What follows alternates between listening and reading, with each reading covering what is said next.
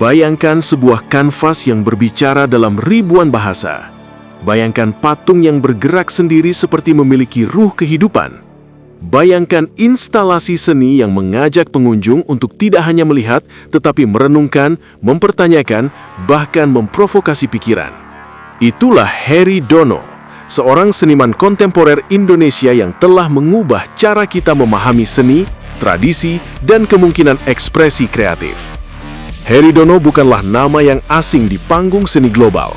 Ia adalah seniman Indonesia pertama yang berhasil menembus kancah seni dunia di awal dekade 1990-an, pada saat nama seniman Asia masih jarang terdengar di ruang-ruang galeri internasional.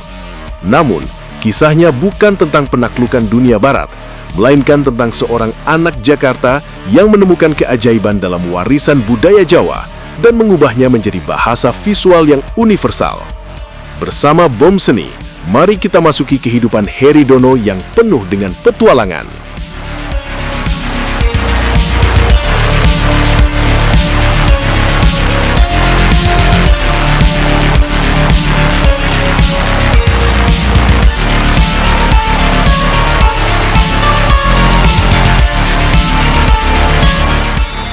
Pada tanggal 12 Juni 1960, lahir di Jakarta seorang bayi yang kelak akan merevolusi lanskap seni kontemporer Indonesia. Heri Dono tumbuh dalam masyarakat yang masih kental dengan tradisi, namun tengah mengalami transformasi ke zaman modern. Kota Jakarta dengan hiruk-pikuknya menjadi latar belakang pertama dari kehidupannya, tempat di mana tradisi dan modernitas saling berdampingan, terkadang berdebat dan tidak jarang menciptakan ketegangan yang produktif. Meskipun lahir di perkotaan, Heri Dono memiliki koneksi kuat dengan budaya Jawa, budaya yang kaya akan mitologi, filosofi, dan kesenian yang telah bertahan selama berabad-abad. Budaya ini, khususnya seni wayang kulit, akan menjadi kompas utama dalam perjalanan artistiknya. Wayang kulit bukan sekedar boneka atau pertunjukan hiburan semata. Di dalamnya tersimpan cerita-cerita kosmik dari Mahabharata dan Ramayana, filosofi kehidupan yang mendalam, kritik sosial yang tajam, dan humor yang menyentuh. Semua elemen ini akan kemudian dimainkan kembali dalam kanvas dan instalasi karya Heri Dono, namun dalam konteks dan medium yang sama sekali baru. Pada tahun 1980, Heri Dono memulai pendidikannya di Institut Seni Indonesia, Yogyakarta.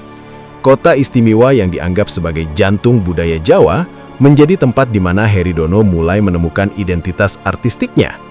Di institusi ini, ia tidak hanya mempelajari teori seni, tetapi juga mulai melakukan eksperimen yang berani dengan berbagai medium dan bentuk ekspresi. Selama menjalani pendidikan, Heri Dono mencapai pencapaian awal yang luar biasa. Pada tahun 1981 dan 1985, ia menerima penghargaan untuk karya-karya lukisannya yang dianggap sebagai yang terbaik. Prestasi ini menandakan bahwa sejak usia muda, talent dan dedikasi Heri Dono dalam seni sudah mulai diakui. Namun Heri Dono tidak tertarik untuk berhenti pada kesuksesan konvensional. Ia terus mencari, bereksperimen, dan memperluas batasan-batasan dari apa yang dianggap sebagai seni.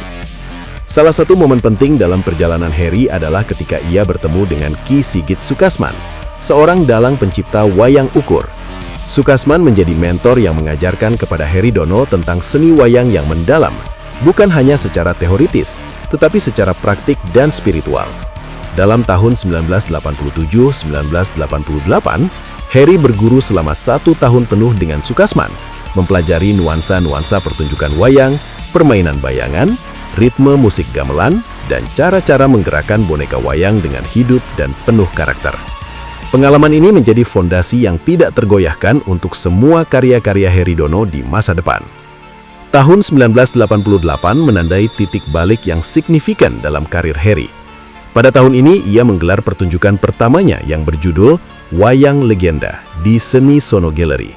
Pertunjukan ini bukan wayang tradisional dalam pengertian konvensional. Heri Dono telah menciptakan sesuatu yang baru, perpaduan antara wayang kulit tradisional dan elemen-elemen kontemporer yang segar. Pertunjukan ini menciptakan gemuruh, meninggalkan kesan mendalam dan membuka pintu bagi Heri untuk terus berinovasi. Setelah kesuksesan ini, Heri Dono mulai mengarahkan eksplorasi seninya ke arah yang lebih radikal dan bebas. Ia tidak lagi terikat pada format wayang yang sudah mapan, Sebaliknya, ia mengambil elemen-elemen wayang, karakter-karakternya, filosofinya, cerita-ceritanya, dan mengintegrasikannya ke dalam medium dan format yang sama sekali baru.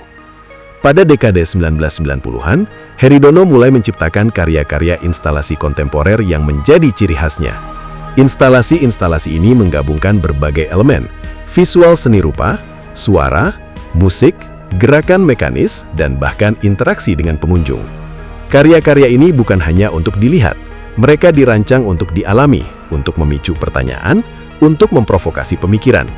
Di antara elemen-elemen yang sering muncul dalam karya Heri adalah tokoh-tokoh punakawan wayang, Semar, Gareng, Petruk, dan Bagong. Tokoh-tokoh ini mewakili rakyat kecil yang sederhana, yang selalu berpihak pada kebenaran dan sangat kritis terhadap perilaku penguasa. Mereka adalah karakter yang jenaka namun mendalam, lucu namun serius. Dalam karya-karya Heri, mereka dimunculkan kembali dengan cara-cara yang mengejutkan dan mencerahkan. Dekade 1990-an adalah waktu ketika Heri mulai dikenal di panggang dunia.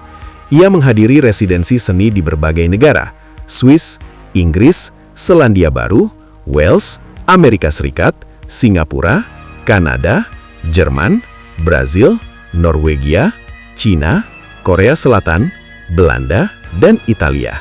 Dalam setiap tempat, Heridono membawa perspektif uniknya tentang seni, budaya, dan kehidupan. Penghargaan internasional mulai berdatangan. Pada tahun 1998, Heridono menerima Dutch Prince Claus Award for Culture and Development, sebuah penghargaan bergengsi yang mengakui kontribusinya terhadap seni dan budaya. 2 tahun kemudian, pada tahun 2000, ia meraih UNESCO Prize, penghargaan tertinggi dari organisasi internasional yang menghargai kontribusi budaya. Penghargaan-penghargaan ini bukan sekedar trofi, mereka adalah simbol dari pengakuan global terhadap kejelian artistik dan kedalaman pemikiran Heridono.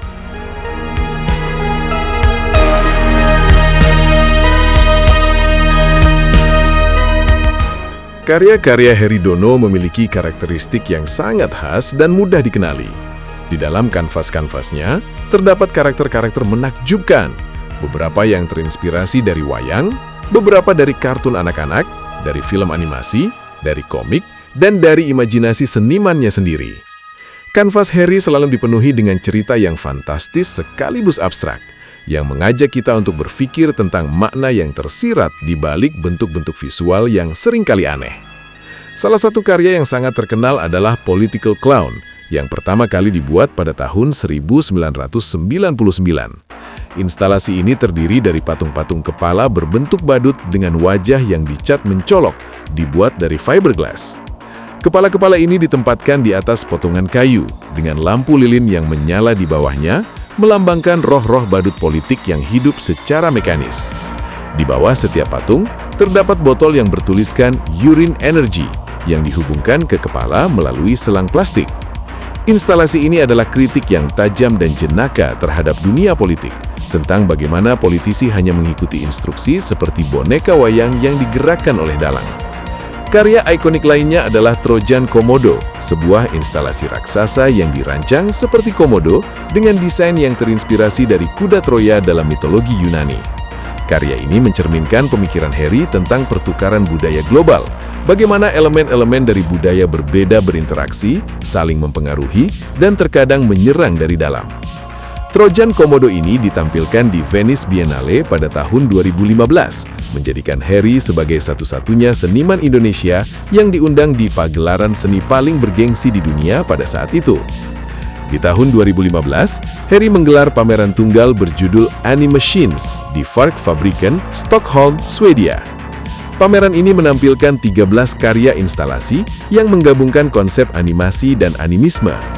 Animations adalah sebuah istilah yang Heri ciptakan untuk mendeskripsikan karya-karyanya yang memberikan kehidupan kepada objek-objek mekanis melalui teknik animasi, sekaligus memberikan jiwa kepada mereka melalui prinsip animisme. Beberapa instalasi dalam pameran Animations adalah Gamelan Goro-Goro, sebuah instalasi bersuara yang dibuat dari material daur ulang. Karya ini mempersembahkan karakter-karakter seperti Semar dan Petruk dari adegan Goro-Goro dalam pertunjukan wayang tradisional. Ketika diaktifkan, Instalasi ini mengeluarkan suara-suara yang mirip dengan air mengalir, menciptakan tawa dan sorakan yang muncul dari dalam instalasi itu sendiri. Heri Dono memposisikan dirinya sebagai seniman yang bebas menggunakan medium apapun untuk berekspresi. Ia tidak terbatas pada lukisan, patung, atau instalasi saja. Ia telah membuat performance art, video art, film animasi eksperimental, dan bahkan karya-karya multimedia yang menggabungkan berbagai medium sekaligus. Filosofi utama dari karya-karya Heri adalah bahwa seni bukan hanya tentang estetika semata. Seni harus memprovokasi pemikiran, harus mengajak audiens untuk berhenti sejenak dan merenungkan kondisi manusia, masyarakat, budaya, dan dunia yang mereka huni. Seni yang hanya menghibur atau memuaskan mata, menurut Heri, tidaklah cukup. Seni harus menyentuh wilayah-wilayah yang lebih dalam dari kesadaran. Dalam setiap karyanya, Heri menciptakan dialog antara tradisi dan kontemporer. Ia mengambil elemen-elemen dari budaya tradisional Jawa, tetapi tidak merawatnya dalam formalin, seolah-olah budaya tersebut sudah mati. Melainkan, ia menghidupkannya kembali, memberi mereka kehidupan baru dalam konteks zaman sekarang. Karya-karyanya menjadi cermin yang memantulkan pergulatan manusia modern dalam mencari makna di tengah perubahan global, demokrasi yang belum matang, dan pengaruh globalisasi yang tidak bisa dihindari. Pada tahun 2014, pemerintah Indonesia menganugerahkan kepada Heri Dono penghargaan Anugerah Adikarya Rupa, sebuah penghargaan tertinggi untuk bidang seni rupa. Pada saat itu, Heri telah memiliki pengalaman berkarya selama 30 tahun, dengan pameran-pameran retrospektif yang merayakan perjalanan artistiknya melalui 5 fase berbeda. Periode sebelum tahun 1980-an, era 1980-an, awal 1990-an, dekade 1990 hingga 2000, dan periode dari 2000 hingga waktu sekarang.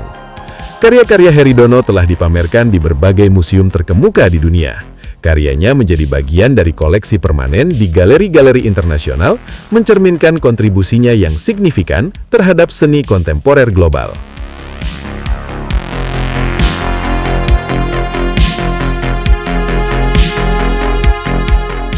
Heri Dono bukanlah sekadar seniman yang membuat karya indah untuk dihayati.